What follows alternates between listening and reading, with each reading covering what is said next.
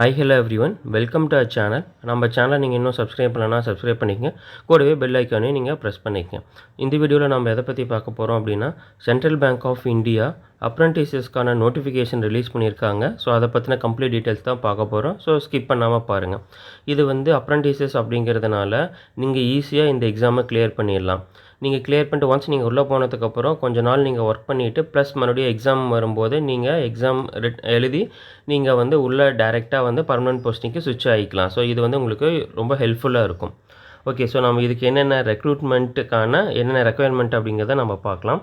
So டோட்டலாக 3000 apprentices சொல்லியிருக்கோம். So educational qualification பார்க்கும்போது எனி டிகிரி, நீங்கள் எந்த டிகிரி முடிச்சிருந்தாலும் ஓகே. ஸோ அடுத்தது ஏஜ் லிமிட் ஏதாச்சும் இருக்குது அப்படின்னு பார்த்தீங்கன்னா, மினிமம் ஏஜ் நீங்கள் 20 இயர்ஸ்க்கு இருக்கணும்.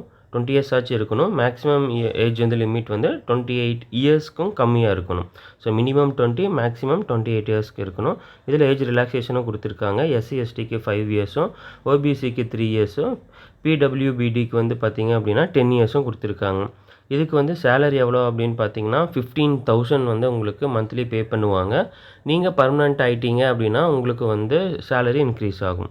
ஸோ இதுக்கு ரிட்டன் டெஸ்ட் எப்படி இருக்கும், இதுக்கு எக்ஸாம் எப்படி இருக்கும் அப்படின்னு பார்த்தீங்கன்னா, ஆன்லைன் ரிட்டன் டெஸ்ட்டு தான் அவங்க கண்டக்ட் பண்ணுவாங்க. நீங்கள் ஆன்லைன் ரிட்டன் டெஸ்ட்டில் கிளியர் பண்ணிட்டீங்கன்னா போதும். எக்ஸாம்ஸ் அவ்வளோவும் டஃப்பாக இருக்காது. அப்ளிகேஷன் ஃபீ எவ்வளோன்னு பார்க்கும்போது பிடபிள்யூபிடிக்கு பார்த்தீங்க அப்படின்னா 400 ருபீஸும், எஸ்சி எஸ்டி உமன்ஸ்க்கு பார்த்தீங்கன்னா 600 ருபீஸும், ஆல் அதர்ஸ் மற்றவங்களுக்கு எல்லாத்துக்குமே பார்த்தீங்க அப்படின்னா 800 ருபீஸும்.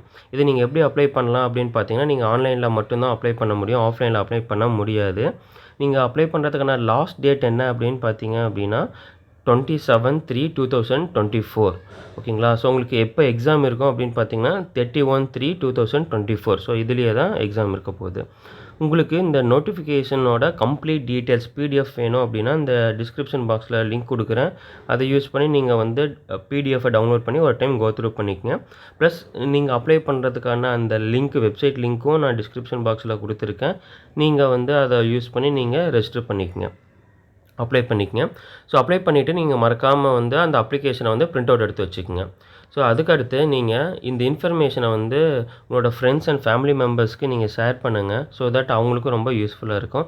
இதே மாதிரி அடுத்த ஒரு ஜாப் ஆப்பர்ச்சுனிட்டிஸ் நோட்டிஃபிகேஷனோட மீட் பண்ணலாம். ஸோ தேங்க்ஸ் ஃபார் வாட்சிங். All the best.